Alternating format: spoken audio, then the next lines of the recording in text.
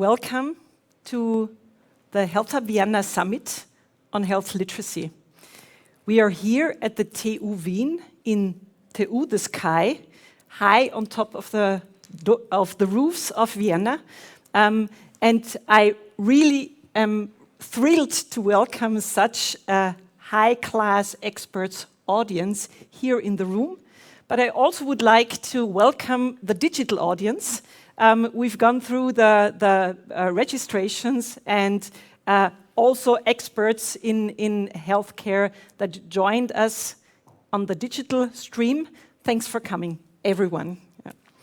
I would also like to thank our partner that made this meetup possible together with us, Bundesrechenzentrum, the Austrian Federal Computing Center, who has also started to work in health. In principle, they work for the ministries, and we will dig deeper later and hear what they're doing in healthcare.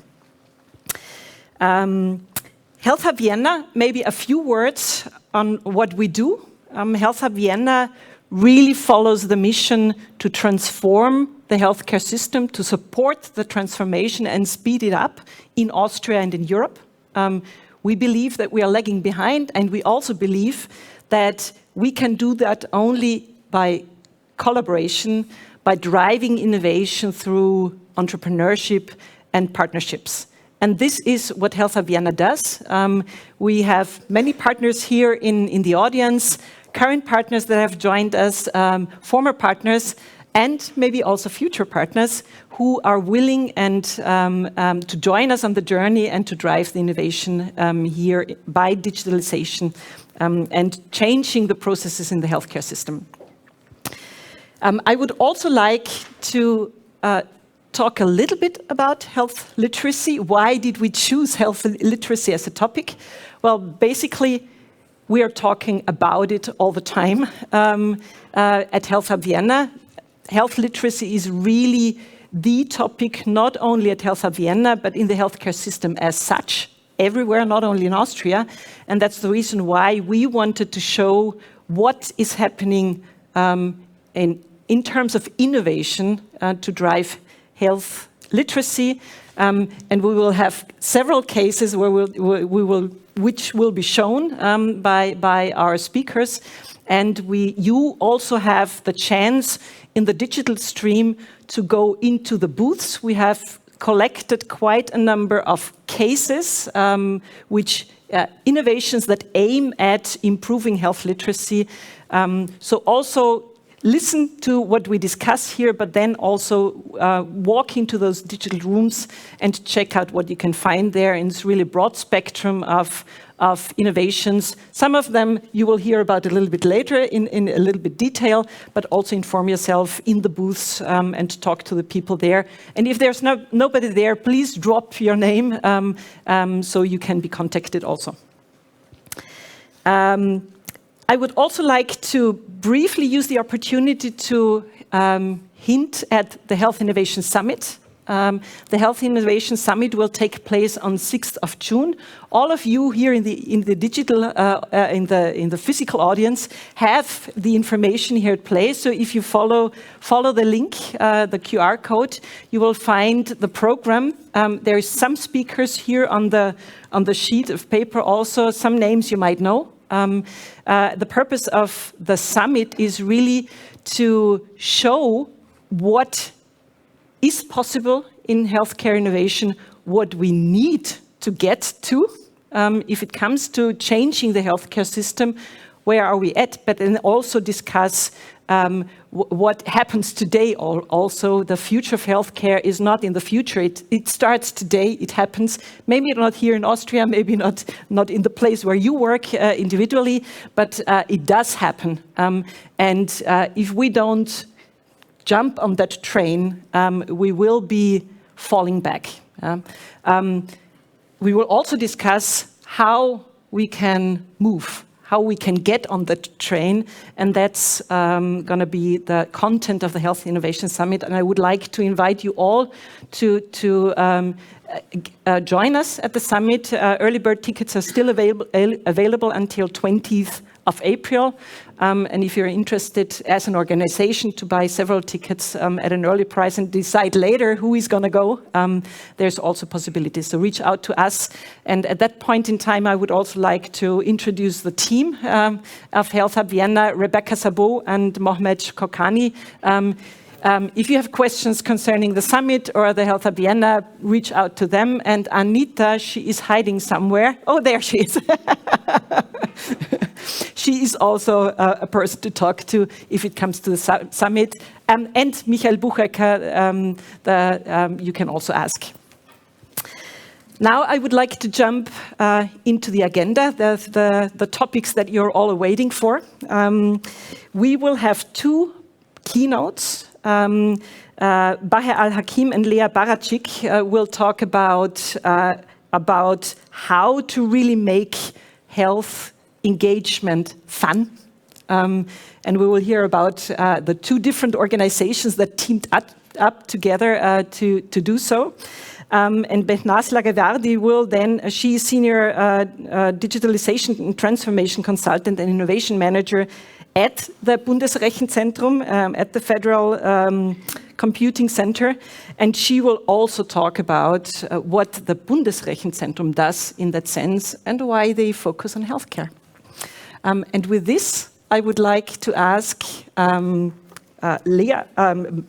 on stage, sorry. Baher, sorry, yeah, mixed up again, I'm sorry. Baher. Thank you so much. Thanks for always remembering us for these events. And I'm really happy that the timing of this event came perfectly because we're just in the middle of a project, us together, Medicus and Mavi, which is a brand of SanusX that tackles health literacy and health engagement and how to make it fun and how to make it approachable.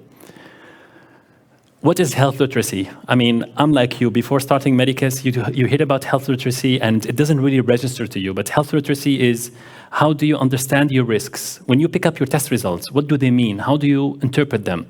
What is this medication? And if you're taking multiple medications, how to understand if you're taking them right? If you miss a medication, when do you take it? All of these questions are things that if you have better health literacy, you're better equipped at handling these situations. Or if you have bad health literacy, you probably make the wrong decisions. And most of the people that have serious health risks or serious conditions are people that have ignored these things ages ago. You know, the health literacy topic doesn't hit you till you're too late, till you're too old and you have those conditions and you have those risks. This is why it's a really important topic. And these statistics are honestly shocking. Being here in Austria, I know that most of us have good health literacy, but this is the data that basically represents the majority of the society here, which means there is a lot of work to do in order for us to improve the health status. And you know, doing what we do, adding digital health services or improving the healthcare, it's great. But what's even better is improving how people can tackle these things. Because if you arm every person with the right knowledge, that person would avoid having to go to the doctor, or having to take a medication, or having to develop a certain condition. And the topic of health literacy is not a responsibility of, just us. Individually, we should be doing a better job at understanding these things and not just, listening and reading whatever is on Facebook and actually going and researching these things and looking at proper papers. But also it's a responsibility that starts with the public sector, that tackles the enablers, companies like Medicus and companies like SanusX and Mavi, and the society overall. And what we believe, and that I'm speaking on behalf of Lea as well, that collaboration is the way to tackle health literacy. And the best way is for all parties to collaborate, the governments, with the corporates, with the tech companies and the enablers, and with the end consumer, all of us. Before we get into the project, I'll quickly introduce Medicus. We're a Vienna-based company, and actually, thanks to Init, we relocated. I was based in Dubai when I was doing it. Thanks to Init and the Vienna Business Agency, we ended up setting up in Vienna. We started in 2016, and we were part of batch 3, batch 4, like one of the early batches. One. One, okay. We're part of batch one. Number one, top Okay, mode. so we were part of batch one. And since then, we have grown and extended into 16 markets. We have around 30 clients that cover around 35 million patients. And what we do, I mean, you can check our website, but what we do is we have products that help people understand their health. So we explain test results. We have products that improve health engagement, which is the product that we will talk about now, and a product that help people also understand their symptoms and order tests. And now I will hand it over to Lea to talk more about Mavi and to get into the exciting part, which is our project. Thank you, Baher. So first, let me ask you a question. When was the last time when you did something for your well-being? Was it today, yesterday, or was it already some time ago? So unfortunately, we all far too often neglect our own health. And this is when there is Mavi. Our mission is to make employees and companies healthier. And we try to do this by offering a range of services in the categories of diagnostics, physical health, mental health, and nutrition. Currently, we're serving more than 150 companies with more than 120,000 employees in Austria. Our clients come to us because we're also very, very versatile in how we are offering those services. So we are there in times of crisis, we are there when preventative measures need to be implemented, but we are also there to support the employees in their personal growth path. So even though we have the success, there is one challenge that we're frequently facing: the activation or the improvement of the activation of the employees to really also take on the services. And this is why we found through the Health Hub Vienna community a strong partner as Medicus to tackle this challenge together. And now we're jumping into a project. So our objective is to really improve the health literacy and this way engage people to take care of their health. We want to do this by giving them easily digestible information on their overall health and also give them health improvement tips based on this. So how to boost engagement? We try to do this by introducing gamification elements. So it started in phase one. Medicus has already developed a very high-quality health questionnaire, and we wanted to understand how do people engage with it. What do they think while they're doing it? What do they like? What do they find difficult about answering those questions? So we went to a lot of companies. We organized a health event. People came, and they did the health quiz in front of us. So with this method, we could really provide direct assistance, but also get immense amount of immediate feedback from them. So in those 9 cooperations with more than 331 employees, we were able to gather a lot of feedback that we then knew we can directly implement into making a second version, a more engageable version of this already very good questionnaire. So the questionnaire really needed to work in a digital distribution way. We had to send it out and make sure people are going to be engaged to really fill it out, so in an uncontrolled environment. And we were focusing on 2 core elements to make that happen.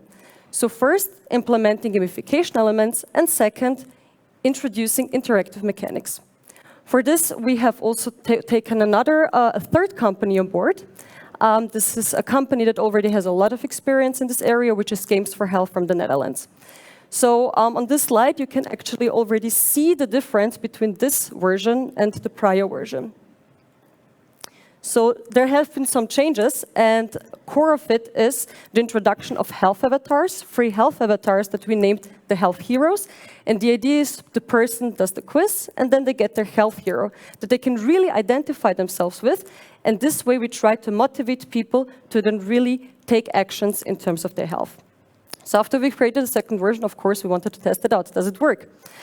And we launched a pilot with one company of 350 employees, and the results we were really happy about the results. So 104 of these employees started the quiz, and we generated a completion rate of 79%. So just as a point of comparison, before these changes, the average completion rate was 25%. This way we could really prove that there was a better user experience and that the quiz was overall more engaging. So that was our really successful phase 2, and next to come is the phase 3 that Baher will talk a little bit more about. So For phase 3, what we're starting with, actually, we were talking about it today, is incorporating the user feedback. We have a lot of user feedback that we have received from the company and from some of the people that we've interviewed, the employees that we've interviewed. And since we were working on an agile approach, so basically we had to limit some of the features we had. So we have a lot of things on our backlog, on wish list, that we would do to perfect the user experience, things that we feel can make a difference. And we've had some wish list on how to maximize engagement and the repeated use of the platform on the long term. So, people have used it, they've received recommendations, they received a score, but what's next? What's next is that they need to implement it, we need to remind them, we need to check with them later, see, and show them if they've made progress, and this is what we're looking into now.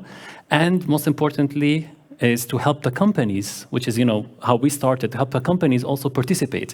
So we will provide to the companies an aggregate view. Like there are no personal data in there. You will see, because you'll get to try it. There are no personal data in there, so the company will get an aggregate view about the health status of their employees and what are the biggest issues, and this helped them work with companies also such as Mavi in order to introduce additional health services that can improve their overall employee health outcome. And we invite you to participate. We've created a group for the Health Hub Vienna team, and you can just scan the QR code, you will get the quiz, and you'll be able to go through it and get your health hero and get a nice report that hopefully can make a difference in your health journey. And again, like I said, there are no personal data, so all the data are aggregate. Thank you so much. Thank you. I still need to do that, yeah? Sure. I'm just too slow, sorry. We can email it to everyone later on as well, if you wish. No, my telephone doesn't work, or I'm too dumb. Doesn't work? It's probably a little bit too far away. So for people who are in front of their laptops, it most definitely should work. But unfortunately for the audience live here. Anyway, we can email it to everyone. We will send it out to everyone who attended. Yes, thank you very much. I have some questions. How did you meet? Why? Why and how did you get involved, so to speak? Yeah, so SanusX, me and my team, we got the challenge to simply find a way how we can engage people into taking care of their own health. And we very soon understood you need to give them something personalized so that they really feel some kind of urge, they can identify with it and really act upon it. So how do you offer something personalized? You have to get personal data. And the lowest barrier to do this is a questionnaire. And I mean, we already knew Medicus from the Health Hub Vienna community, so they were on a radar, and we knew, okay, they have something in that sense. And then after the first meeting, we understood, okay, that's actually really the questionnaire. The questions are already there. Everything, medically researched, that's perfect. So then after the first meetings, when we saw, that's a hands-on mentality, and we can really work well together, it was just a very fun project for us, at least, and I think on mutual sides, You mentioned, Baher, that you came to Austria due to Wirtschaftsagentur Wien, Vienna Business Agency. Now you're here. Was it the right decision? Yes. And why, maybe? If you put on a map and plot the countries and the places where we have clients, Vienna is at the center of it. So we did benefit from being in Vienna, being in Central Europe, not just Central Europe, almost center of the world, where we can go and fly to multiple places.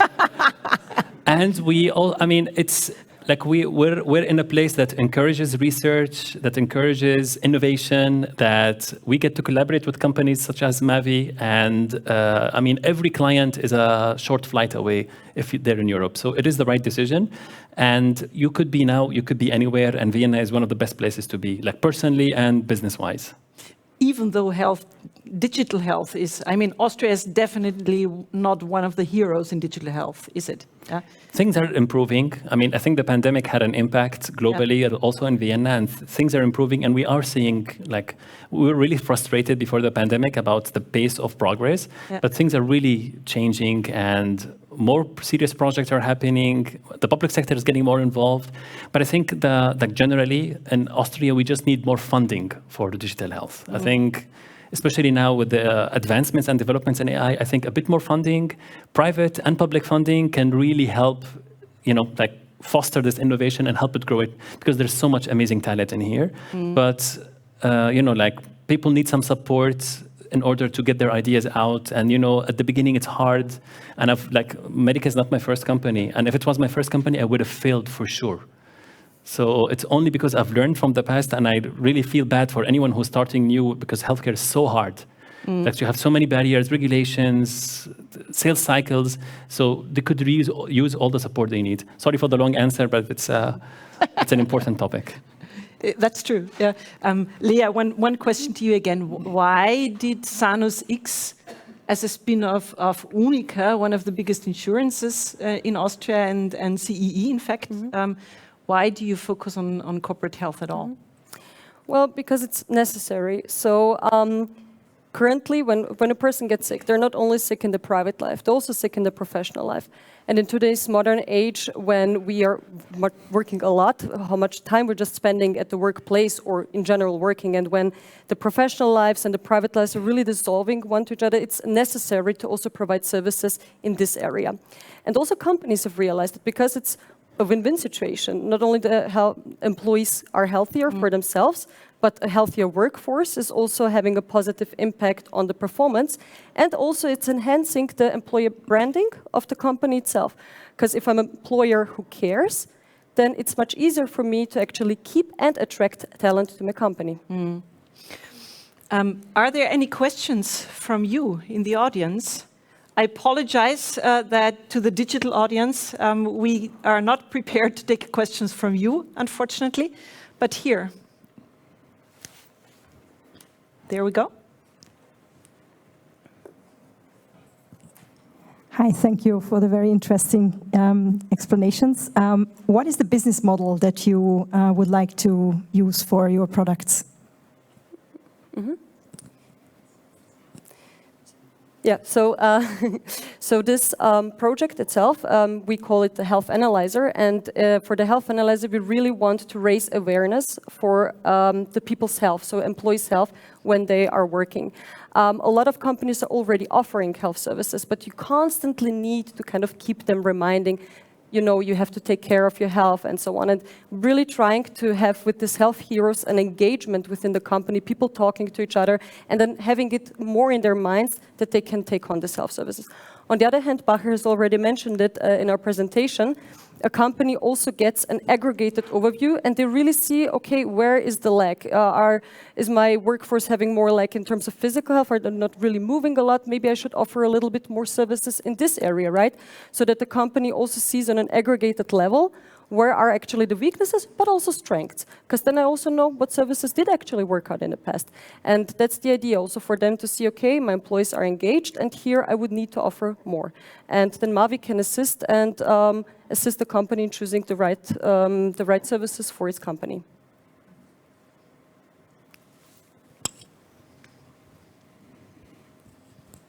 Thank you for the great overview. I have a bit of a general question in this regard. How do we do here in Austria in health literacy compared to other European countries? And also, as a second question, in addition to it, does the level of health literacy in a country correlate with the development of digital health level in general? Or I don't know if you actually have an answer for this, because as I said, it's a bit of a general thing, but maybe you have a take on it. I mean, when I was doing some research for the talk, I think the data across the European Union are more or less the same. But like, for example, in the UK, the lack of health literacy is at 61%, so we're better than the UK by 5%, which is a win. But when it comes, I don't think there is much less than Sweden, for instance. Yeah, true. Yeah. Room to improve. Of course, there is. I mean, even if you have 60% good health literacy, there's a lot of room to improve. But I haven't seen data about the differences in different societies, but there are data about the the differences in certain individual groups. So there are some research that certain individual groups that have high health literacy that have been confirmed through certain quizzes and their health status. And the difference is big in terms of, I mean, we can also see it, like in terms of the way they look, you know, because people that ignore their health, they look older, they don't look healthy, they breathe deeply when they're, you know, going 2 floors. So you could see it, and there are data with the correlation between health literacy and the health outcome. And I'm sure the insurance companies have even more data about the correlation between this, which is why this is such an important topic that is not getting its fair share of attention. I'm afraid we have to move on, but you will be able to ask the question to Baher at least later on. I'm sorry, because... sorry. But I also need to keep the time, and you here in the audience have the chance to talk to all the speakers later on. That's your benefit, so we take care of the digital audience who bets that we keep the time also. Thank you very much. Thank you. The two of you. Thank you.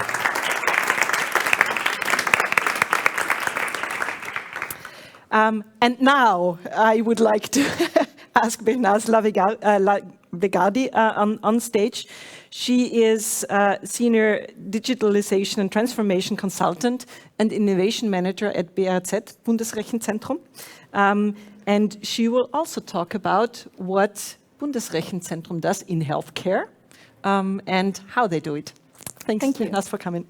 Thanks, Baher and Lea, for asking us to get engaged. Now I give you the perspective of a company, what we do with health topics, and how we take care of our company health program, together with some detail with a project in digitalization and gamification.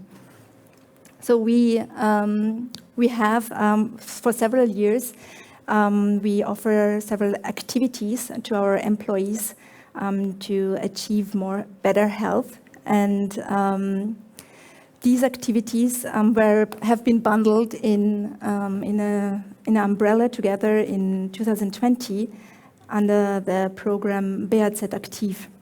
BRZ Aktiv is our company health program, and the team which take care of this program are employees of the company, of the Federal Computing Center, and they are as well experts in various health-related topics. So they are sport teachers, they are therapists, they are yoga teachers, they are mental coaches, and so on. But nevertheless, our company doctor and our industrial psychologists take care about the activities and ensures the quality of the content and the activities which are prepared there. Every year we have some priorities set. So at the moment we focus on mental health and on mindset and the mental power of the employees, and we try to inspire our employees and to take care about the mental health. We have several activities prepared this year regarding the mental topic. It's like, activities, going to make joint activities in the park, yoga sessions, play table tennis in our table tennis room. We have lectures on selected topics, and we offer different activities just to make sure that the employees take care about their health. But despite this abundance of activities, the participation of our employees is very low. So I'll give you a rough detail about our program, just to tell you what we are doing within the BRZ Aktiv topic. But we would not be an IT department if there would not be a digital solution or digital application within this medical and health topic inside. I will now tell you how we, as an innovation department, take care and support this program. So after we had already started an innovation project called Gamified Knowledge Transfer, together with Brain Browser Entertainment, several colleagues were invited to bring up their topics where this topic could profit from gamified solutions. So we, at the beginning of the project, we say we don't want to gamify this project or this topic. We open the book, and every colleagues can bring up their topic, and we decide within the project. And as you can imagine, BRZ Aktiv won. Since November, we have been working on how we can help BRZ Aktiv to be successful in a gamified way. And at this point, I would like to give you a rough vision in a video of our program, what we want to achieve with. Gamification in the Federal Computing Center. BRZ Aktiv stands for Physical Activity and Health of the Federal Computing Center employees. Users of the app can scan QR codes and receive tasks to complete, such as taking the stairs instead of the elevator today. Completed tasks earn points that lead to the next level and next challenges. Another task could be to eat healthy. Head to the organic shop, for example. The app reminds employees to make the most of their time. Waiting for print jobs can be used for stretching exercises. Gamification aims to promote overall competency development in different areas through gamified solutions. Gamification offers an opportunity to increase the competences of employees and/or citizens. BRZ Aktiv is the first puzzle piece in this effort.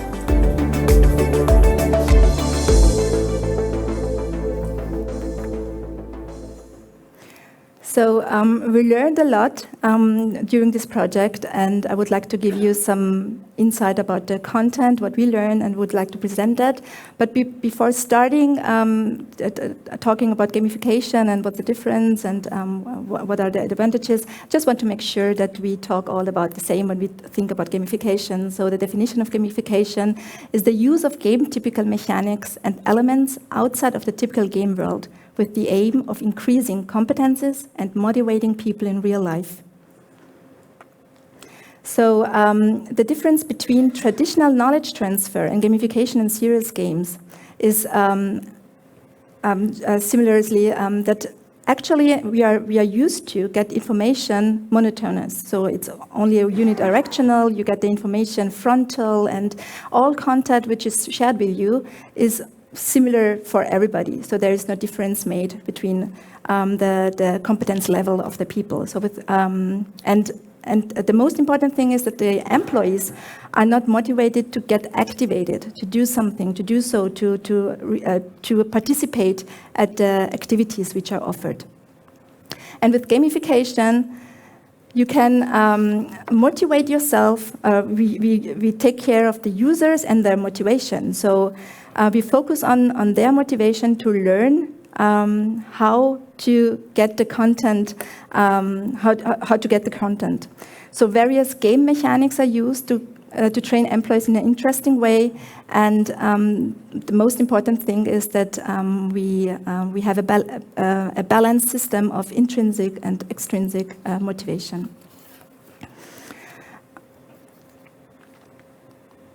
So this tree shows you what the advantages of gamification at all. Actually, when we start with the project, it was like that we say we don't know which topic we would like to gamify. So we could take everything, because with gamification, competences can be spread out with other different modules. And when we start at the bottom of the tree, the main advantage of gamification is that you can experience knowledge. It's not only getting the content frontal, and afterwards you have to do the examination, the exam, or take a quiz. You can be part of the content. You can be part of the game. And what's as well very important is the community. you are not alone by your own. So you're not sitting in the e-learning, or you're not sitting at the computer and reading some interesting blogs. It's being part of some bigger thing, not only yourself. It's the engagement and which is focused on. And very important is, if you want to establish a new topic, gamification is a big player with this thing. So you can differentiate in the market and address new target groups and new topics. And what do we want with gamification is to make the difference. So to bring the people around us to get activated, to do something, and not only read about health management, but live as well with these things what we are telling them. We have prepared some sketches about our solution. So it's not finalized. So these are just sketches, and we have to finalize it. But I would like to show it to you as well, just to have a picture what we are planning to do. The first thing what we said is we would like to have our building. Our Bundesrechenzentrum building, the Federal Computing Center building, is like a plus. It shows like a plus, and the people of our employees identify themselves with this building. And so we said this is something what we have to do, that when they start the app, they see something what they know. And at first we say we do just focus on two topics. It's activity, so it's physical activity and nutrition.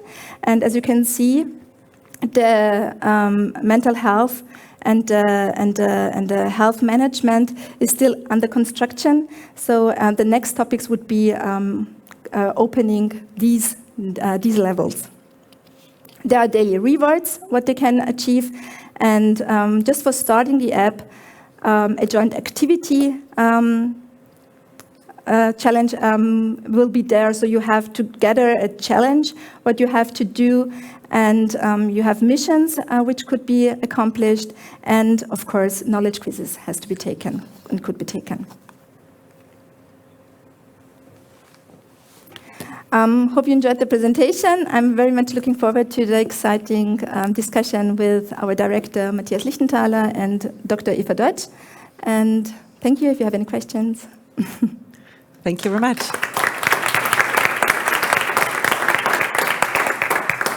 Do you have questions? If not, so I do have a question. Why did the Federal Computing Center focus on healthcare at all? Yeah. That's not what usually Austrians would associate you with. So actually, as I mentioned before, we opened the book and asked our colleagues which topic we can gamify. And when the colleagues from this topic, from Behr Aktiv, came to us and say which fights they are going through, we thought that there is so much energy that we could work with them. Of course, we checked feasibility and effectiveness of the project as well, but the energy which was behind all those activities was so big, and that's why we said the health topic is very important for our employees. Do you also see it as a kind of a driving force within BHZ in general to drive innovation? To make cores of innovation clusters, so to speak, and healthcare is the first one. Yes. But then this energy, I'm just speaking on that energy, because that's usually what corporates say. We need that driving force inside to drive. And what did you learn from that? How can you multiply it? Or are you not there yet? Sure. What we think about is gamification could be really used in several topics. It could be a very big thing would be information security, data security, as well we call it incentainment. So when it comes to retention retirement management, gamification would be a big part of making a solution for this topic. Yeah. Any questions from the audience? Please. Back to BSC Active. You say you can collect some points. What can your employees do with the points? At the moment, it's not defined what we can do. It could be something in a shop to buy something in our CI shop, where we offer, I don't know, some badges or some drinking glasses or something like that. It could as well be some percentage of our bio shop or something like that. Other questions? Yeah, sure.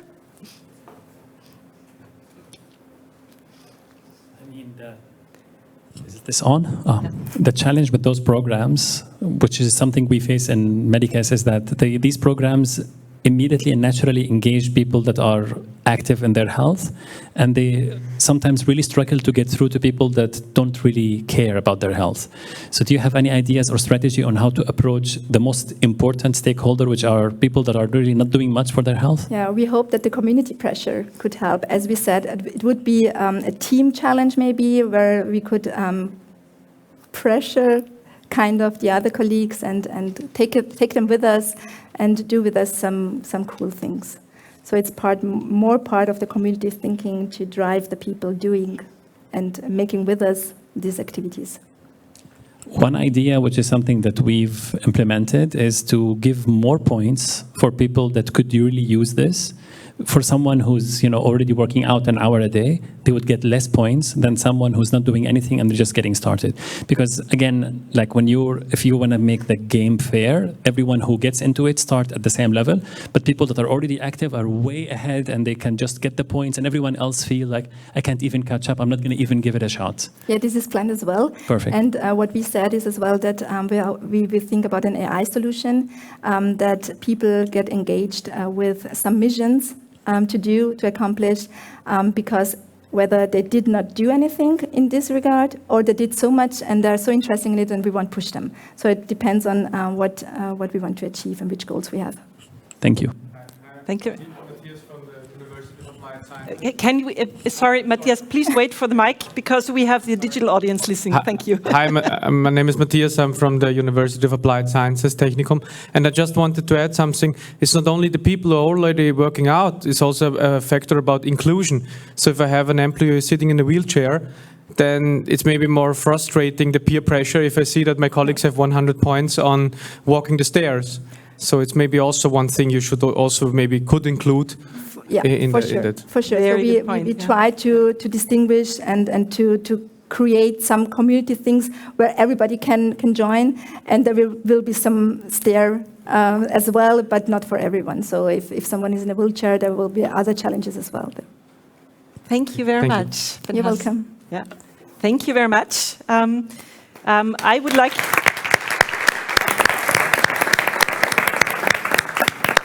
I would like to move on and also point again at the booths that is available for the digital audience.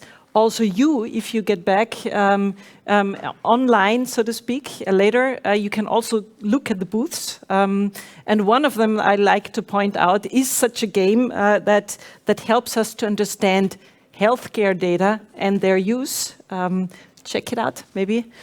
Also, Medicus is there, of course, and Brainbrosia as one example. So check out the games to understand, to get a better gut feeling, so to speak, about the solutions that are out there already.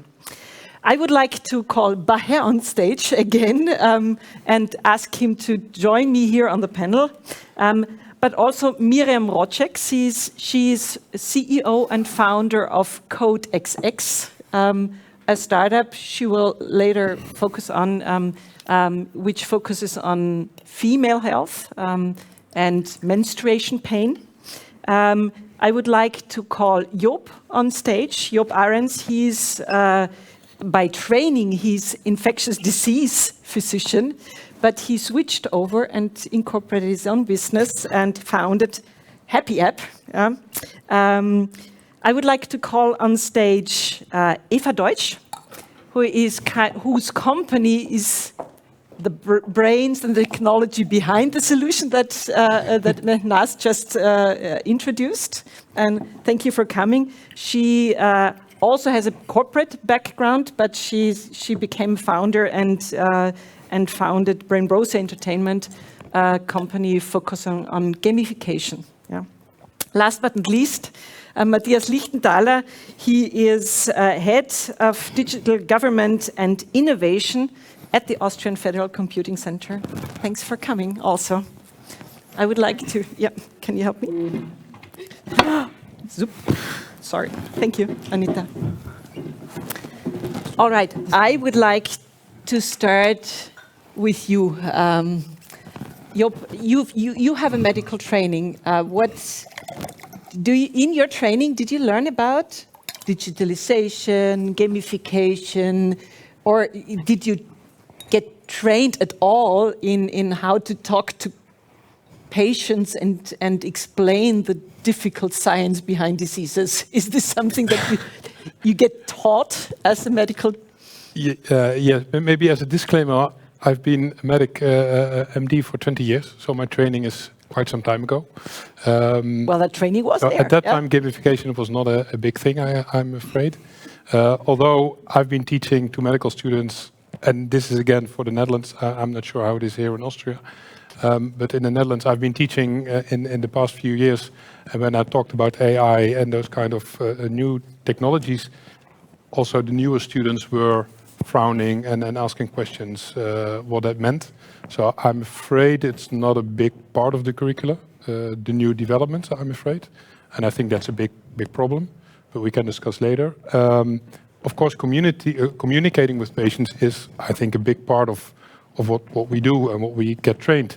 The problem there is that when you get back, after your training, you get into the clinic and you have only 10 minutes per patient, and the patients have a lot of problems, then you fall back on your your sort of own style of communicating. And although you can train a lot, if you are under pressure, you develop your own communication style. So ones are better and ones are worse. So you have better communicators and worse communicators. I think my generation is better than my bosses, and I think my younger trainees are better than I am. And that's the way it works. Yeah, thank you. Baher, you have your solution out there in many different nations. So how many languages do you provide? And how do you deal with the cultural differences? Because it's not only a generation difference, but it's also cultural differences if it comes to communication, of course, reaching to different cultures. We have, correct me if I'm wrong, Ahmad, 9 languages. I'm not going to go through them. And the way to, I mean, it's really complicated. And I have to say localization, not translation. We used to call it translation, but we were mistaken. Localization was one of the most difficult things that we had to do in the company. Like sometimes more difficult than building the product. Because there are different points of views and you have to work with locals. So we have to work with researchers, translators, doctors. We have to work with multiple individuals because different people have different opinions, and we don't want to be subject to opinions. And we've learned that because you take something, you take it to a client, and the client throws it in your face like, this is not my native tongue. I don't know who you're working with, and this happened to us a few times. So we had to really develop the process on how to get that right. So it's basically working with locals, working with multiple people, and trying to triangulate and involving. Like by clients, I mean we work with labs and hospitals. So they're the ones who would determine what is appropriate for their patients and customers. So we'd have to work with them and share with them examples and make sure they're happy with it. Sometimes people, like our clients, believe that we're communicating things that are more medically difficult. Sometimes they believe that we should communicate things in a more simplified way.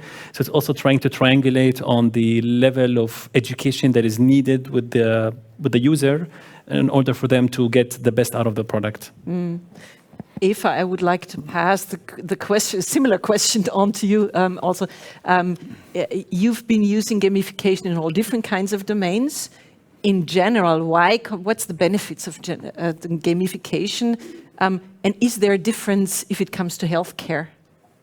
Okay. So we have already heard before that gamification is really using those game elements in a not gaming environment. And I think the craft in building such solutions is really about how can you bring the funny things from game in a more business space, yeah? And normally to primarily educate people or to bring people to do boring tasks. But also a big thing regarding gamification is how you can enable change. And this is, I think, exactly beside education, also the things that are most relevant for healthcare. So it's about lifestyle changes. And I think for most of the people, it's not a problem to understand it would make sense to live healthy. Yeah? It would make sense to eat fruits and vegetables every day, or it would make sense to make a lot of activity. I think the difficult part is the change part, yeah? To say, okay, now and I change my complete lifestyle. And that's the way where gamification can help. And where I think gamification can bring primary three things. Yeah? The first thing is bringing attraction and attention to a theme, yeah? Making it more exciting, interesting to read about it or play with it and get to know it and really understand it. I think the second thing is, yes, it brings fun and enjoyment in sometimes boring tasks. Doing exercise is not always exciting, yeah, and gamification can help there. And I think the third step, and that's so important for healthcare, is I think you also said it in your presentation, is if you live unhealthy, you don't recognize this today or tomorrow, you will recognize this in many years. But also the difficult thing is if you start to change your lifestyle, you don't recognize it today or tomorrow. You will recognize it also in a long time. Mm-hmm. And gamification can really reward small steps. Mm-hmm. Yeah, so that's a possibility to say, even for if I have done this the first day and the second day and the third day, yeah, that this is great and I get some kind of reward and I get some kind of empowerment, and it helps me to make this change and to start to build habits. And I think as soon as we have built them, yeah, then it's not so important. And maybe we have completely changed our life and we don't need any more gamification. Yeah, but to make this step, it can help so much. Matthias, you and the team at the Bundesrechenzentrum, you have looked at health literacy before you started to develop something for your team. Are there any initiatives out there in Austria that we also need to look at? Is there something happening already? Because Austria, according to some studies, is not very good in health literacy, to be honest. Yeah, I have to say that the health literacy KPI, so to say, by the European Union, Austria is not necessarily a front runner. It's rather the other way around. And we looked at this. Can you describe how? It's very vague, quite I have to say. So, even if it's embarrassing. Yeah. Well, we're in the final fifth, so to say. On the final means towards the lower scale, towards number 27 in the EU. We understand that there are a variety of really smart, interesting initiatives, but I think we need to take that from a little bit of a different point of view. That's why we looked at initiatives with great content, great ideas, sometimes a little too particular. Sometimes it's focused on specific topics, but it's not necessarily approaching this with a more rather holistic approach. And we would rather look at this. We are not a healthcare provider. I mean, you were mentioning that we're into healthcare. You can argue we are a citizen provider, so to say. We look at citizens and we look at life situations for citizens. And one really important life situation for any citizen, apart from finance and family and whatever, is obviously health. At least, I mean, ideally to retain your existing health or to get back to where you've been some time ago. And you should rather look from a life situation, you should look from a citizen point of view. You should probably also have like this community approach which was being mentioned. And that's a different point of game. So we wouldn't want to compete with any kind of existing initiative. They're all excellent. We would like to turn this around and also turn it into a governmental task, duty, which the government has to take care of and look at this from a different perspective. That's why gamification was one aspect where we said, okay, gamification and government is like two different planets.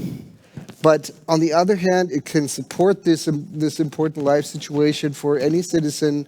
So hence we're going to do it, even though if it sounds somehow spooky for some people. So our point of view is different, and we are rather supporting existing initiatives to enhance Austria's position in Europe instead of competing with them. But you said that you want to make it a governmental duty.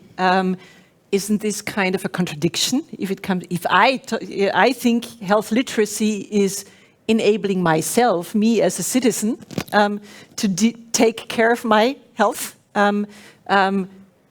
Now that would be handing it over to the government again. Is there, or how did I misunderstand? Well, I mean, it's supposed to be a government duty to support citizens in their approach to get a health literacy, to live healthy, to think about their nutrition, and to support in that kind of regard. And I think that's the key point. So it's not necessarily contradiction. It's maybe a different point of view. It's providing incentives. Yeah, the government, I mean, in former times, governments would say, well, you have to be healthy. I mean, because we want to have Austria in a top position, but that's not the way it's going to work. You need to provide incentives, and that's the providing incentives. That's new to the government. And we would turn it into something fruitful also for the government. The citizens themselves, they have to work out, they have to retain their health, but the government can more intensively support that. Yeah. We have heard some explanation and definitions of health literacy. Miriam, what does health literacy mean in your personal case, but also what does it mean for the company that you're just kicking off? Yeah, I think health literacy really is about being provided with a lot of information, or with all the information needed to make the best possible choice for my individual situation regarding my own health. And I totally agree what you said. The government needs to support me in that. We focus a lot with Codex, we focus a lot on knowledge transfer, which can be provided or supported by the government to get more knowledge about menstrual health, which is the focus of our startup Codex, to people with menstrual symptoms or menstrual burden to make proactive decisions in their daily life regarding nutrition and fitness and also mental health to improve their quality of life by lowering these symptoms without having to rely on medication. Because nowadays it is still like the common route to just be prescribed pain medication if there are any menstrual symptoms or even depressional symptoms that can sometimes be related to the menstrual cycle as well. And we believe that it is not even possible, but also very important to have another option and to know about another option and not only have to rely on pain medication or in the case of many young menstruators, medical and hormonal birth control to get rid of the symptoms. Because on the long term, all these options are not reducing the symptoms, but only have, I think, the reduced symptoms for, in the case of pain medication, for some hours, and in the case of hormonal birth control, you get them back if you stop taking it, even worse. So that's what we want to do. We want to support citizens every day by providing them information and resources to support their own body without medication or hormonal birth control. But female health is really something that at least I come across a lot. Yeah, there is thousands of startups that focus on whatever in female health. Is there still a place for this? What's your strategy to really grow your own business, so to speak? What's the unique selling proposition? Yeah, of course, you could say there are a lot of cycle tracking apps or fertility apps, but the tracking apps they all have a very passive approach. So you can track and log your menstrual symptoms, but you don't get a strategy to release these symptoms. So you still have them. You can have a log where you can watch and see what you have tracked, but you can't change how the symptoms reoccur in the future. And then on the other hand, you have proactive apps in the field of lifestyle, sports, nutrition, but they all don't take into account that there is a menstrual cycle for people with menstruation that also needs to be taken into account. And what we do is we provide a menstrual coach that combines the passive approach from cycle tracking apps with the proactive approach of management apps, you could say. So what we do as the first proactive cycle coaching app is give each user an individualized strategy, because we're working with AI, so the app also learns what is working for me doesn't have to be working for you, to provide symptom relief on a very natural way. Yeah. So yeah, there is a lot of options on the market, but none of them provides cycle-optimated coaching and therefore symptom relief without pain medication. Well, thank you. You were a medical doctor, you said before. Actually, I'm still until next year, then my license will pass. Practicing medical doctor. What made you jump into the startup world, and what does Happy App do? What made you take that step? Well, providing care for patients is what I always have been doing. Now, although from another side, so I'm not caring for patients on a day-to-day basis, but I'm caring for patient groups on a higher level, so to speak. And my fascination for digitalization, I will make a very short story of this. It took a couple of years, but I was trained as an HIV doctor. HIV treatment has been completely going from a deadly disease into a very chronic disease, but our care for patients, and that was my fascination, didn't change. So patients changed, the treatment changed, but the healthcare system didn't change. So I first really started from a doctor's perspective, trying to change what I did, and then I started to realize that's not the way forward, although we as doctors, as a community, or healthcare providers also need to change, but that's not where my influence is. So I switched sides, so to say, and now that is basically what Happy is doing, is trying. Happy is an abbreviation for HIV Happy, and later on Health Happy was our working title, and we came up with a better one. But it provides a self-management, patient empowerment. So we switched basically and said, well, we give the tools to the patient to provide care themselves, to be better informed, take better decisions themselves, manage tasks, as you said, day-to-day tasks, make it easier through different techniques. Then it's a better informed patient, and he or she can better come to the doctor's clinic or even skip a clinic in future. So and that hobby, because I was in that stage a hobby doctor with a hobby, the hobby grew out of proportion and it became bigger and more responsibilities, more financial problems. So then I decided to become an entrepreneur and quit my job.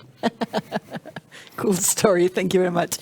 Are there any questions from the audience?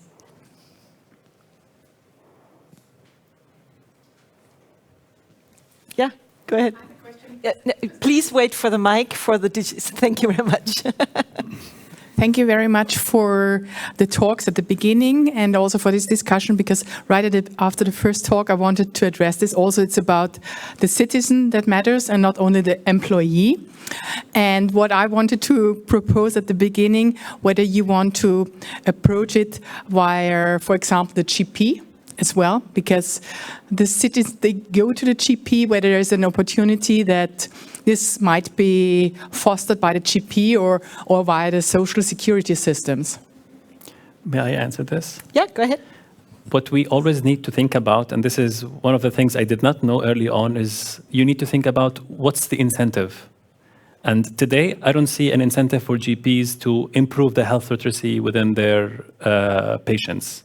And I know this may sound a bit maybe judgmental, but this has been my experience, is that it took us years as a company to realize that in order to deliver the right service to the end user or the population, you need to figure out how every person in the stakeholder group is happy and incentivized. Mm-hmm. The incentive is usually money, but it also could be other things. Could be having access to data, could be having access to power.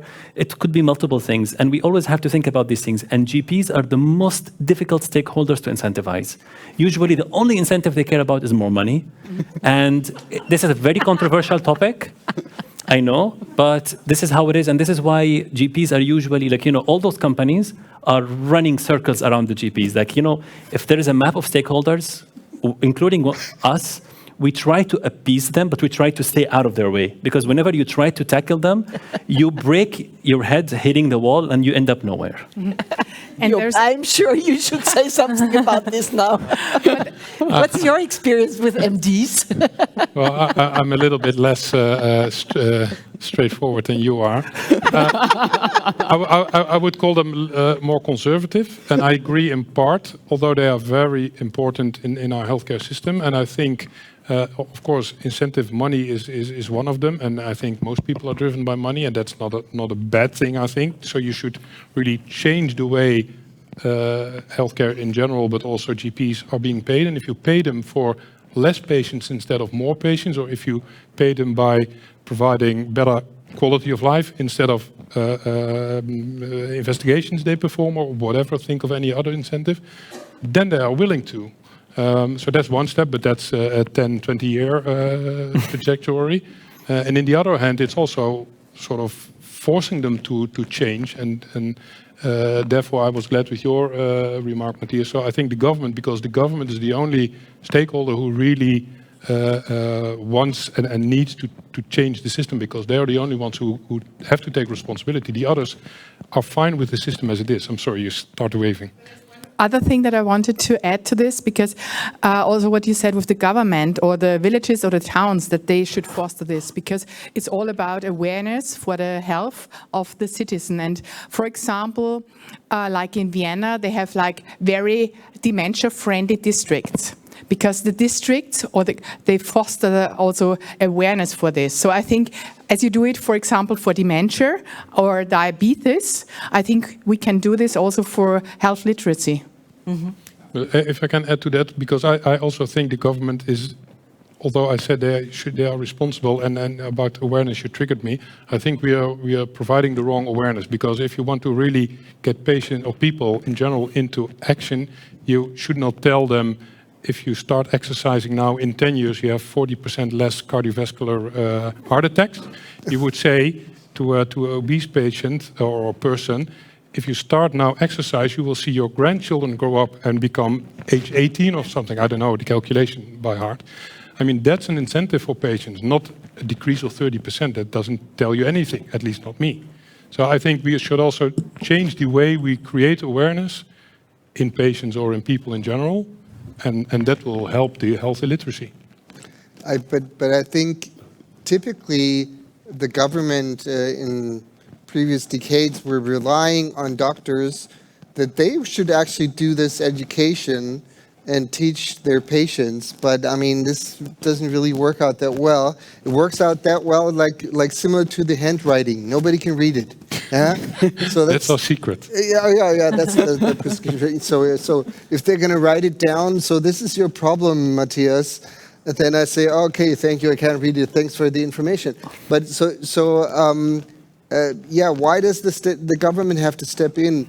I think they should have a different responsibility for the citizens.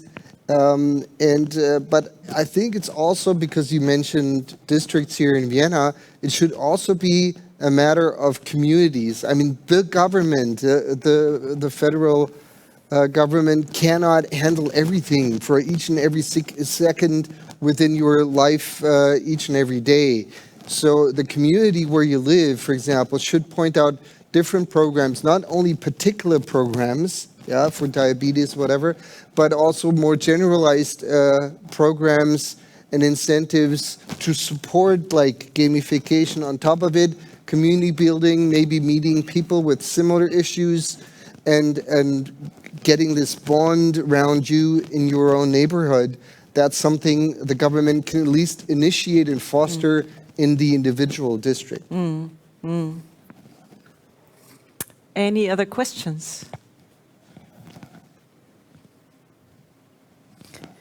If not, so I would like to, because if we talk about health literacy, what we're aiming at is growing health literacy.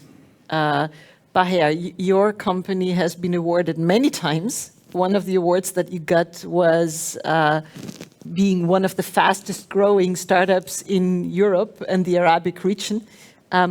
What's the driving force and the success factors of growth, and where are you aiming at? Well, going back to the incentive, it's an understanding, because when we first started, we wanted to help people understand their health. So we're trying to approach multiple parties to see where the incentives lie. And we realized that the incentives lie more with the diagnostic labs, because our product helps people understand their test results. And in many cases, people don't adhere to the tests they need to do, or they don't do important test prevention tests that they need to do, and our product generate additional tests. So once we identified that incentive, and then we started approaching more and more labs and started showing them more studies about the data, things started taking off. So it took us years to get to this realization, and afterwards it's an easier process in order to just, it's just about demonstrating the value of the product and approaching clients and going through the, like within the organization of a hospital or a lab, going through the conviction process. What's next is actually going into, because what we also realized is the value proposition for our clients is more into specific focuses. So what's going next is going more into prevention. And again, this is also because of the incentive. Why prevention? Maybe, again, I'm being controversial, but reimbursed prescribed testing is low margin testing. And labs want to go for the out-of-pocket testing. They want people to pay for testing. So they're trying to go for the testing that is not prescribed, which tackles things that are not considered conditions, even though they're conditions. One of them is prediabetes. Prediabetes is something that can be diagnosed with an HbA1c test, but the healthcare system does not recognize it as a condition. So if you're a pre-diabetic, which means you have a few years before you develop diabetes, no one will take care of you. Your doctor is not going to give you a test. They're not going to give you a coaching program. They will just wait for you to become diabetic, and then the whole system will spring to your assistance. But what happens if you can try to prolong this? But educated people that can realize these things would pay to avoid this, because the system is not paying for them. And again, since we realize that this is a gap and there is an incentive for labs because people would be doing more tests, we're going to try to focus on these things. So this is what we're going next, is trying to identify the gaps in the healthcare system where money can be made for our clients, but also benefit can reach the end consumer. And we're going more towards that, and we're running some projects to demonstrate the value. It's a value for the whole system. So it's not that we're just generating money for labs, but the costs, like for example, the diabetes costs, if the person is diagnosed with pre-diabetes and they're tackled, it's $7,000 in annual cost savings. That's on top of all the costs that are done on the prevention tests or the coaching. So this is what's next, is going more into those gaps in the healthcare system and trying to figure out the incentive system. To everybody, where do you see more gaps like that? Can I just contradict, because I don't agree that this is Sure. a gap. First, I think this really is an example of what you are mentioning, of the problem being that the healthcare institute as itself should also change, because this is also circling around the healthcare, because you're not really penetrating into the healthcare, because the whole diabetes thing, of course, there is a cutoff which we call diabetes and we don't call diabetes. And I can tell anyone here in the audience which is a pre-diabetic, I don't need a test because there's lots of other characteristics for it than a blood test. So I don't think focusing on more testing and testing where you have to pay, that also gives another division in your society because of patients who can afford it and who cannot afford it. Mostly the health illiterate cannot afford it. So I'm not sure if that's the way we should move forward. One of so my gap would be changing the system internally, the medical system. And what we have done, and I think Baher, you mentioned COVID crisis really accelerating digital health. I agree from the outside. In many hospitals, and I was working in one, what we did, we went from an analog system to a digital system without changing the routine. So what we did telemonitoring, but we said normally, just a very quick how it works in practice. I have my schedule, I see a number of patients scheduled in every 10 or 15 minutes, and then afterwards there are 10 to 15 patients who I need to call, but that's between 5 and whenever I go home. So the patient only knows the doctor is going to call you between 4 and whenever he has time. And he or she, the patient, doesn't know how many there are, so I can call them at 4 if it's only 1, when it's at 20, it could be 6. So we implemented telehealth. It was the same system, so the patient got the reminder, the doctor is on telehealth for you, but after 4. And the patient was sitting there, I mean, that's not the way we should provide real digital care to patients. So I think that will be, from my angle, the great gap. And that also for a lot of patients talking about health literacy, they don't understand. Why is the doctor not calling me? I have an appointment here. Yeah, the doctor has something else to do. Yeah. So I think that's a big gap we should solve, and it's a huge one. Matthias, add something, Eva, and then I have a question. Go ahead. Yeah. No, I only wanted to comment on this gap thing. So I think one of the gaps we have in Austria, I don't think that we don't have the experts that could help the Austrian citizens to learn about health literacy or about health competences. But I think our problem is that we don't have the right vehicles to do this currently. Yeah, and I think when we I've also worked with regions that are started to prepare this health literacy material, yeah, and these are high complicated texts on a high complicated website in the end, and we want to target people that would never read that, yeah. And I think what we need to keep in mind is when we want people to change their healthcare behavior, it's not that we compete who has the best website. We are competing against the inner couch potato that the people prefer to watch Netflix and maybe look at Instagram or play a computer game versus doing exercises. And I think what is the gap? We could learn about how those products are doing it, and all of them are using gamification in the end to really pull the people and stick the people to their products. Yeah? And I think we need to learn in our healthcare system how we make this information engaging, understandable, accessible for the people we want to target. Yeah. Yeah, I think that's true. But I think another issue we have in their system is that, coming back to menstrual health, that there is knowledge, but there's not enough knowledge yet. There's not enough data regarding female and menstrual health, and also the data that is there, or the knowledge that is there, it is not enough time for doctors to sit down with every patient and tell them, this is how your body works, this is the knowledge that is there. So I think what we should do, or what we have to do, is give not only the system of doctors, etc., but also the patients another way, another opportunity to be supported in their everyday life. And we need to show them that there is something they are not knowing, that there is something to learn, because providing information is one part, but showing that there is information to be learned and knowledge to be gained, which then leads to a higher quality of life and improved health, is another big part that we still need to do. Yeah, and I fully agree. I mean, you were, I think, having this number, 86% of the people are not necessarily relaxed to find the information. Actually, they're looking for appropriate information, or they wouldn't understand the medication report. That's the real key. We have to make it explainable. So the content I mean, I'm not writing the content of this gamification app. We need experts who are willing to get down from a C2 level, if you were talking about language levels, to a B1. Not in baby language, but we need an appropriate, understandable type of approach. I've seen regulations or explanations for regulations in this area, and it took me like 20 minutes to read through this 3-4 times, and I was able to understand like 2/3 of this.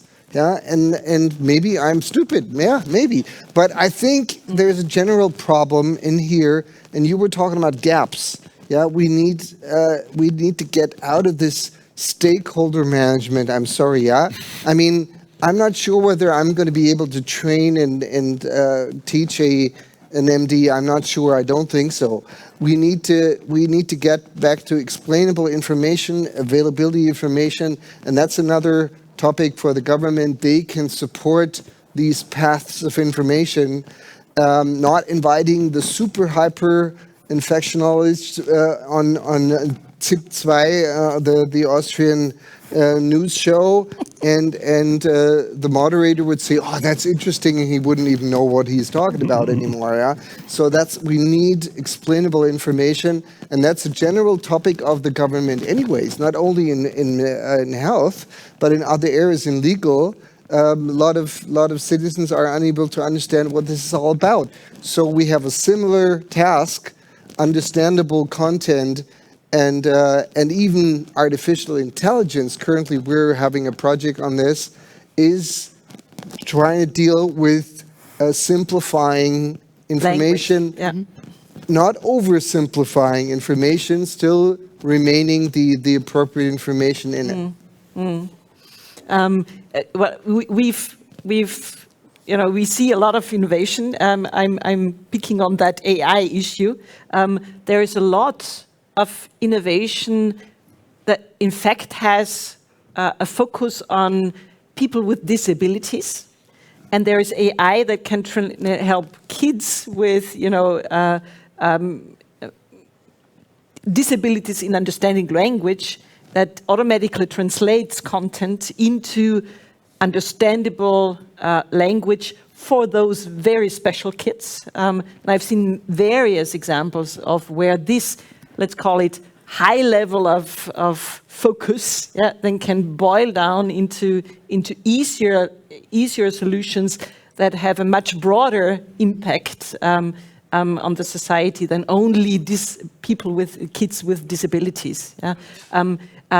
Maybe also the question that I wanted to ask you, because Job, he said digitalization in many cases, or in his special case, was more digitizing a process that was always there and not taking digitalization as an opportunity to also look at the processes.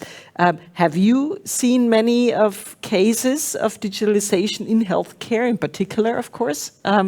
Where are we at on a scale from 1 to 10 if it comes to, do we digitize existing processes, or do we really also use it as an opportunity to really drive transformation by also looking at the processes?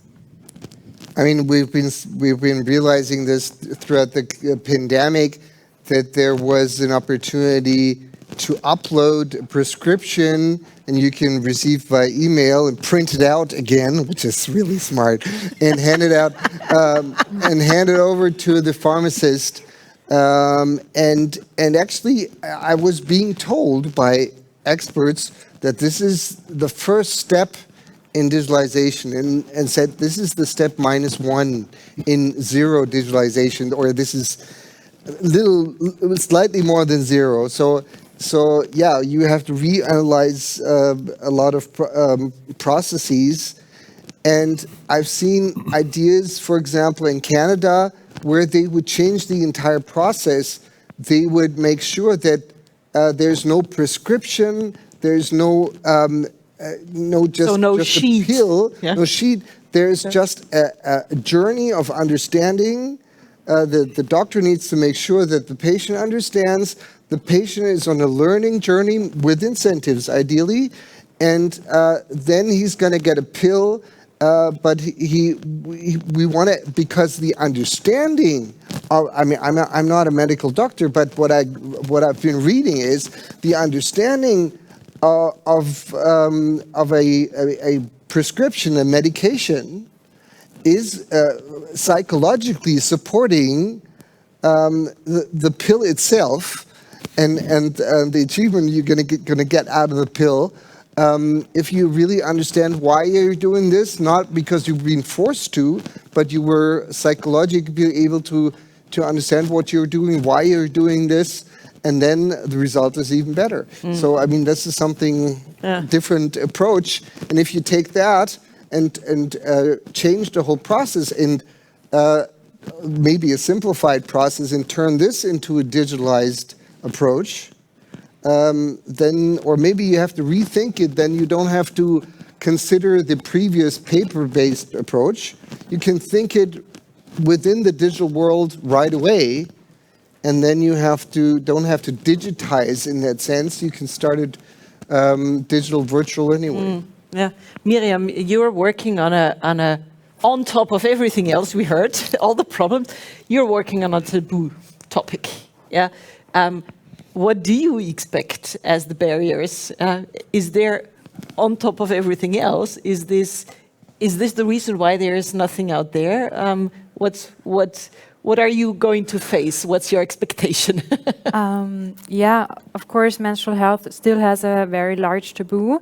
And as I already mentioned, there is an unknown knowledge gap. So with the taboo, there is not enough open discourse about what is there to be learned. Even in schools, in our educational system, there is not enough time, or there is even in the educational system too much taboo to go in depth about the menstrual cycle itself. Most of us only know the menstrual phase. There are 4 phases in the cycle. And if you know about all the phases, you can proactively support your body and the changing needs that come with those changing phases to not develop menstrual symptoms. And one common misunderstanding is that menstrual symptoms are normal, and because of the taboo we have as a society regarding menstrual health, people are expected to just live with their symptoms while still being part of everyday life and doing their jobs. So no one speaks up, but there are a lot of studies already that show that over 80% of people that menstruate have very, very severe symptoms that keep them from doing their everyday tasks. And we believe that there is the combination of taboo and unknown knowledge, because they also think that there is nothing that can be done rather than taking pain meds. Yeah, so it's like a combination of taboo, unknown knowledge gap, and not enough medical studies that have been conducted so far. Okay, thank you. Any questions? Please. The mic over there. Thank you. I'd like to go back to the role of the government in this.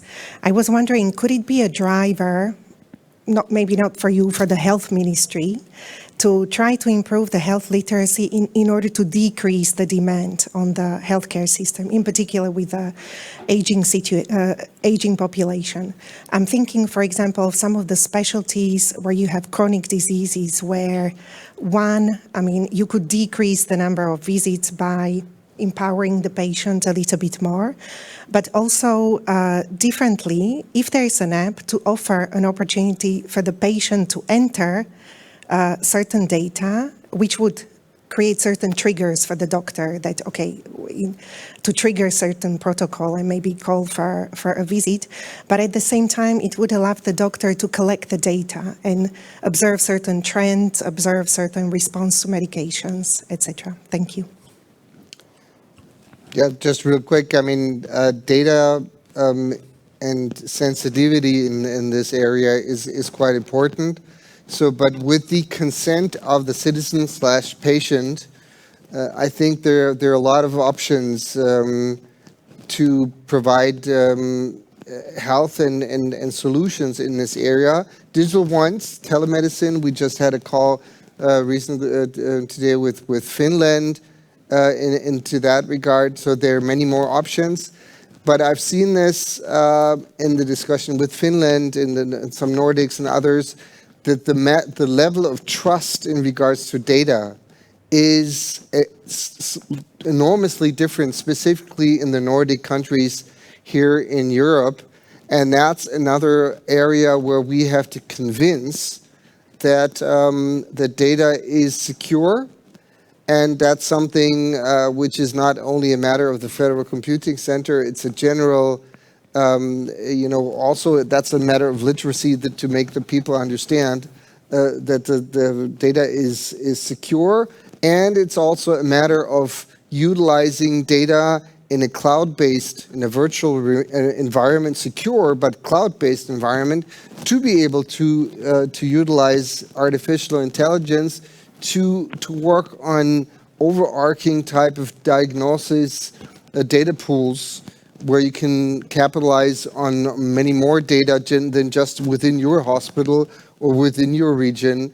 That's another also a matter of understanding its trust, but also the willingness of breaking the previous rules, so to say, avoiding cloud.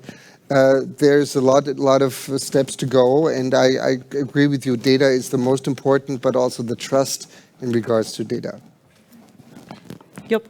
Can I quickly add about the responsibility? Not on the data side you covered, but the responsibility. What I find and I think is that the government is responsible, but not necessarily also has to take all the action. For example, in the Netherlands, they gave the Overcoming Patient Community Association in order to prescribe what we call the three simple questions, which they then go down to all the specific patient organizations, tell them, we have these three simple questions, you should tell that to all your own patients, etc. So the government is responsible, needs to create a vision, and from that vision they can just order other stakeholders, I'm not daring to use that word again, others to execute basically on their vision and their responsibility. That's what I would tell my government. One last question, or comment, maybe also. Please, go ahead. Maybe to go back to the general topic of health literacy, maybe background. I've been living in Austria for 2.5 years and integrating more and more into the culture. And last weekend I learned about Struwelpeter, this children book, and I was a bit shocked. Oh boy! Where a way to educate children about the risks of life. For example, if a little boy sucks on his thumb, that somebody comes around with a big pair of scissors and cuts off the thumb. I don't think I would ever. I ordered it in Dutch, but I don't think I could ever read this to my little nephew, or think his mom will be very mad. But maybe as a question to the group, would this way of educating people about health, like, oh, there's this guy and he eats all day, and now he gets very big and he dies very early. Oh, bad. Now, poor guy, he could have lived such a long life. Would this kind of way to educate, because apparently that's the way to educate people here about risks, would this be an idea, something? What do you think about such a thing? My short answer would be it hardly works. I think in Austria the same, but in the Netherlands we have these packages, smoking packages with all these horrible pictures. And as far as I know, smoking has gone down a little, but that was basically because the price increase came up as well. So I think there are three drivers. Fear, but this is not real fear. Fear is you're dying tomorrow of cancer, not this is horrible and maybe in 30 years. So fear should really be very more concrete, shortcoming, and not in the long term. There's money and there's hurt belonging to the herd. Those three are the main drivers to influence patients or behavior, human behavior. So I don't think this long-term anxiety, fear doesn't work. You must respond to this. What about incentives? So I was generally a little bit thinking when you talked about the children's book. So I think storytelling and bringing people in a virtual world and having different scenarios that you can then really feel, and you have a very deep connection to those digital characters, to those avatars, and then you come in those situations, you feel them really. I think this could have a lot of impact. Yeah? And therefore I think in a certain way, scenario-based learning, for example, with gamified solution could absolutely work, yeah? And could help us, because I think the problem is also, I think there are statistics when your people ask how would you think how healthy you are, everybody's overestimating their health, yeah? And they don't think about that this will happen to them, yeah? But if you bring them in critical situations and then they start to feel with the character there, then I think they can start to think about their own life. It could be a funny exaggeration. I'm not sure if this really works, but you can argue that the Struwwelpeter is a German book, not an Austrian. Thank you very much. but as a final point, I still like it to a certain extent. Great paintings, maybe that's another matter of a storytelling in pictures, not only in text. We have way too many text. Yeah, we need great pictures, great paintings, and the Struwwelpeter is a very well illustrated book. And if you want to see it, go to Frankfurt in Germany, in Frankfurt am Main, to the Struwwelpeter Museum. It's a great experience. I've been there, done it. It's a good experience. It's a great experience. Great, yeah. Great. Thank you very much. I believe we should stop it here. And come on, I was going to talk about I am sure the discussions will go on at the buffet. I would like to call out to the digital audience, please take the chance now to visit the booths. And we have quite a number of booths that you can see, and try also how health literacy is being solved in all those various different ways. Brainbrosia, you will be able to see. Thanks Eva for giving us the opportunity. Also the solution that Behnaz was presenting. Go there, try, feel it. There is Buddy You, your health companion. Also the escape room that I mentioned before, where you can experience in an escape room kind of game situation what health data really mean and how could they be used, and also that they can be handled in a very trustworthy way. Kurvenkratzer is the company that is behind this escape room, and they do all different kinds of gamification with a focus on healthcare, have apps. Medicus.AI you can also experience. Thank you very much. By the way, can we buy your app in an app store? No, unfortunately not. So I have to go to the lab. Yes, and the lab that works with us. That well, okay. Also a company that might be known to all of you, MySugar, yeah? An Austrian company that was bought by Roche, one of the first digital health companies where such a deal happened. Unfortunately, also in Austria, not many people are using it, but you go there and experience it. And it's available in about 80 countries all across the globe. Teledoc also has a booth where you can go in, hop in, see what they do. And you can also visit the HealthTech Vienna booth where you can will find information about the Health Innovation Summit. And this is my last call to action before I open the buffet for all of you who are here. Sorry to say, all who are in the digital room, where you can find more information on the Health Innovation Summit.